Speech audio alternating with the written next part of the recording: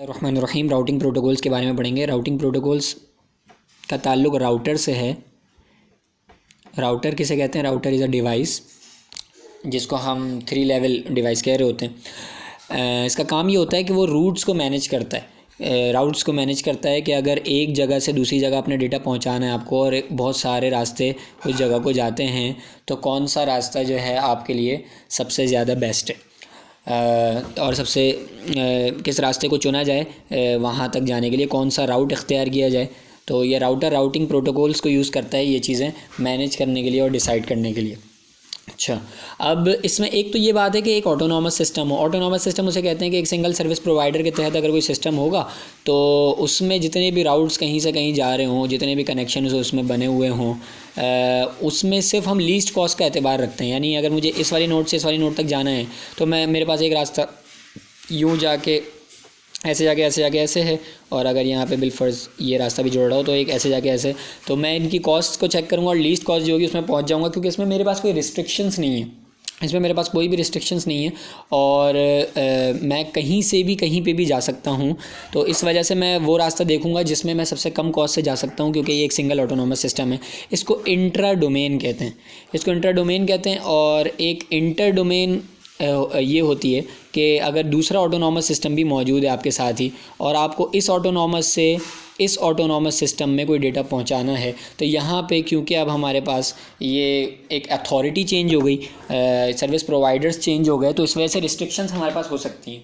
इन restrictions की बिना पर फिर हम लीस्ट कॉस्ट के अलावा पॉलिसी बेस्ड राउटिंग को कंसिडर करते हैं। पॉलिसी बेस्ड राउटिंग जो है वो इंटर डोमेन में, क्योंकि ये 2 डोमेन्स के दरमियान है, इस्तेमाल होती है। और जैसा कि मैंने पहले कहा कि इंट्रा डोमेन के अंदर लीस्ट कॉस्ट राउटिंग इस्तेमाल होती है। राउटिंग प्रोटोकॉल्स 2 तरीके के होते हैं। एक तो होता है सिंपल स्टैटिक का मतलब वो ख़ुद से कुछ लर्न नहीं करता, आप पहले से ही उसको सारे रास्ते बता देते हैं और वो जो है राउटर की, जो जैसे हर राउटर की एक अलग टेबल होती है जिसके अंदर उसकी इन्फॉर्मेशन होती है, तो पहले से सबकी टेबल्स डिज़ाइन आप कर देते हैं, जिसकी वजह से फिर उसको अपने तौर पे कुछ मज़ीद करना नहीं पड़ता और वो बस उसके मुताबिक चलता रहता है। लेकिन प्रॉब्लम ये आती है कि जब कोई लिंक डाउन हो जाए, अगर कोई लाइन बीच में से डाउन हो जाती है तो अब ये पूरी इन्फॉर्मेशन पिछली वाली ख़राब हो जाती है और इसको अपडेट करना पड़ता है। जब स्टैटिक होता है तो आपने ख़ुद से इसको अपडेट करना होता है, तो this is a problem.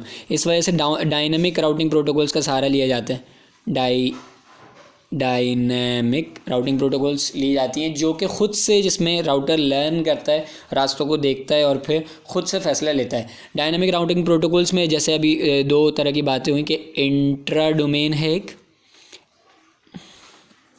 Intra domain, दूसरी है inter domain.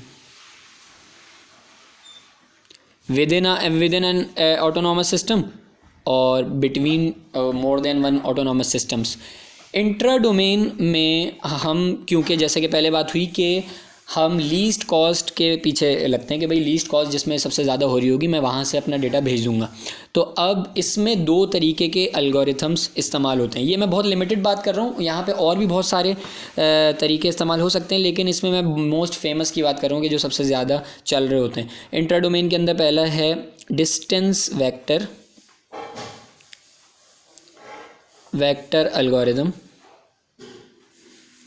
Distance vector algorithm है, और दूसरा है लिंक स्टेट एल्गोरिथम।